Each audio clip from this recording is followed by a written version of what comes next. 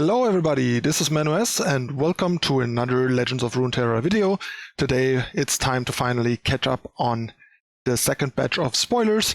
The second batch contains Sejuani and a bunch of Freljord cards. So before we dive right in, you know the drill, hit the subscribe button down below.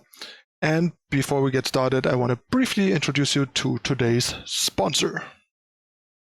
Today's video is sponsored by NordVPN, one of the leading virtual private network providers out there. A virtual private network keeps your data secure and yourself anonymous while using the internet. NordVPN comes with super fast servers, allows you to unlock your favorite entertainment websites like Netflix. They provide a 30-day money-back guarantee. They also have an included cybersecurity suite, which acts as an ad blocker to boot. They don't lock any of your data, provide a 24/7 customer support, and you can use it on up to 6 simultaneous connections, so one account covers most or all of your electronic devices. And most importantly, they don't have any bandwidth limit, so you can use it non-stop without it getting throttled, which is particularly important for heavy users like us. It also won multiple awards and comes highly recommended by top technology experts. So if you're still surfing online without a VPN, now is the time to change that. Get NordVPN now, 70% off for a 3-year plan, including 1 month extra for free using the code ManuS or the personalized link in the description down below. And now on to today's content. Alright, so now that we got that out of the way, let's take a look at the cards. So first off, we have Ember Maiden. She's decent, like as a unit she's not that great, but she brings a lot of utility with her. She's obviously meant to go into sort of a Battle Scars self-wound deck. Seems like a nice option there, sort of like the whole Patrons type thing with Crimson Curator. Not sure if that and maybe some other new cards might make this a viable archetype, but I could see them trying to include the card for that reason to try and make that more appealing. There's also some potential, I guess, in some decks to use this as sort of a conditional sweeper that also has the potential to at least pressure a non-unit heavy deck, like against the control deck, where a sweeper would be like completely blank, like an Avalanche, for example. So yeah, card looks decent, nothing too special, but it's the kind of card that has a lot of nice utility and potential value to it, so it's hard to judge without more context, really. Next we have Sejuani, the new champion. So Sejuani is a 6-cost 5/6 Overwhelm.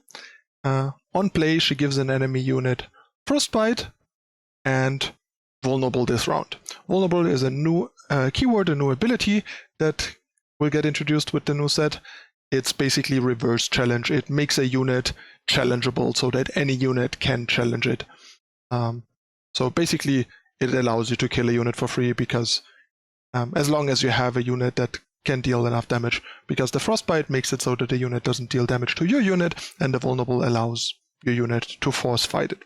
So pretty decent. It's basically a 6-cost 5/6 Overwhelm that most of the time allows you in combat to kill a good unit from the opponent. So pretty solid, like already a sort of 2-for-1 there.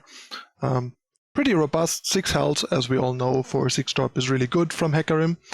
And when you've damaged the enemy Nexus in 5 different rounds this game, Sejuani levels. So that obviously doesn't require Sejuani to be in play.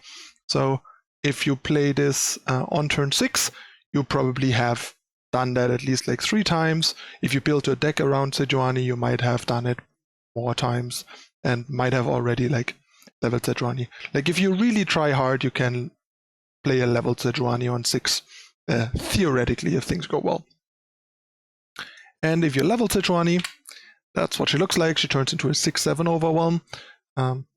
She still has the whole play trigger, but the first time I see you damage the enemy Nexus each round, Frostbite all enemies. This also means if you overwhelm in combat, everything that happens in combat afterwards will be Frostbited. So for example, if you put Sejuani first, and the opponent doesn't have a blocker that has 6 or more health, that guarantees that the rest of the opposing blockers will be frostbitten, which is pretty powerful. Obviously that makes her potentially play nicely with Ashe, but also makes her just a pretty good card on her own.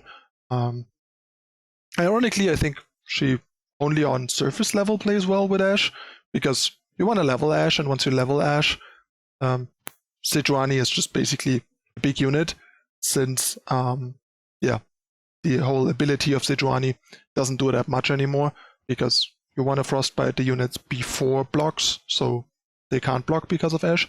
Or if you don't frostbite them, Sejuani's ability can come up, but doesn't have that much synergy, so other than potentially helping your Ashe level.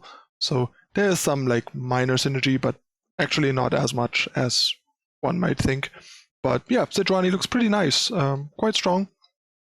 Good unit, not super good, but good. Like, definitely a card that is interesting and gonna get better with context and the right deck. Less of a like Hecarim style, okay, I'm just a good card on my own, I don't care what other cards are in the deck type thing, which is good because that was kind of the problem with Hecarim. But yeah, in the right context is pretty good.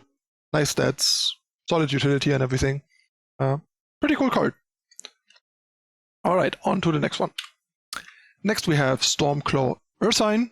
It's a 5-cost, 6/6 Overwhelm, and other allies with 5+ power have Overwhelm. Noteworthy here is no rarity gem. So that's kind of weird. We didn't get any spell revealed, but this looks like it will be created by a spell or an ability from a unit, and does not exist as a regular card, because otherwise it would have a rarity gem. So yeah, a bit weird of a spoiler. Maybe they spoiled it and just it's a non-final version that doesn't have a rarity gem yet or something. That has happened before, like stuff like this has happened in Eternal, for example, where they spoiled a card and it was the wrong version of the card. But I haven't seen anything yet that corrected that or anything. So it's unlikely the case. A bit weird though, like I do not know what the card is. I'm pretty sure I didn't miss the spell that creates this, but yeah, if you have any ideas or if there's by now anything that came out that I missed that clears this up, let me know in the comments down below. But yeah, obviously a 5-cost 6/6 Overwhelm looks really powerful, but that's probably not how it's gonna work. It probably is gonna be more expensive than that if I had to guess, because yeah, a 5-cost 6/6 Overwhelm is like better than what we, especially with upside, is better than what we would usually get, I think. So not sure if it's gonna be like a 5-cost spell or something. We'll see. Gonna be interesting. On to the next card. Next we have Ruthless Raider, an interesting 2-drop. It's a 3/1 Overwhelm with Tough, making her pretty good against all these annoying like Vile Feasts, Static Shocks, Withering Veils and stuff that are going around, so that's nice. And obviously Overwhelm also makes it pretty good against random like spiders, which are pretty prominent right now. So there's a bunch of nice stuff here. So, and for other purposes, she's basically like a 3/2 Overwhelm, which is not special, but robust. And the added utility and durability that I just mentioned is pretty big, while still functioning as effectively as 3/2 in combat, or against cards like Mystic Shot and so on. So yeah, this looks like a pretty solid 2-drop that I could see seeing play if there are more aggressive Freljord decks that care. And it's not unimaginable, like Sejuani is also pretty nice, like aggressive mid-range champion. So we'll have to see more cards to judge this, but just in a vacuum of like what the card does relative to the rate, it's pretty nice. It's just less appealing because it's in Freljord, because so far I can't think of a Freljord deck that would care for a card like this. Obviously in other regions this would be like really nice in more aggressive regions, but I guess that's part of why it's in Freljord and not in other regions. Next we have Fury of the North, a new burst spell. It gives an ally +4/+4 this round. This is very comparable to Riposte. It has different up and down sides. First of all, obviously it's +1 more, so it deals 1 damage more. It can win fights against bigger units, which is pretty important. And in some cases the 4 health will not be as good as the barrier, because, for example, the unit will still trade or will still die to like a big thermo beam or stuff like that. But there's not a lot of downside compared to riposte in that regard, because it's not that common that 4 extra health won't keep your unit alive. And it has the upside, if the unit is already damaged, it heals the unit, potentially, if it doesn't take much damage. And if the unit only takes like partial damage and is damaged, it heals the unit a bit still. So there are some uses here and upsides that riposte doesn't have, aside from being bigger. So yeah, pretty solid card. Once again, hard to say how good it's going to be in Freljord specifically, but just as a card for what it does and the cost it has and so on, it's pretty good. Like, it's probably a bit better than riposte, I would say, all in all. Especially given that there's a fair share of ping effects that make riposte kind of risky and unreliable, where Fury of the North is just like very reliable in most cases, unless you're fighting like a really big unit with a small unit.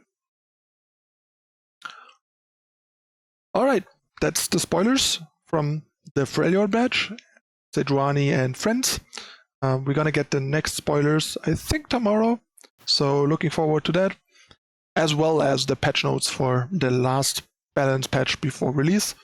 There were some leaks already, which I didn't cover because I just want to cover the whole patch in one video rather than like make 2 videos for parts of the same content, really.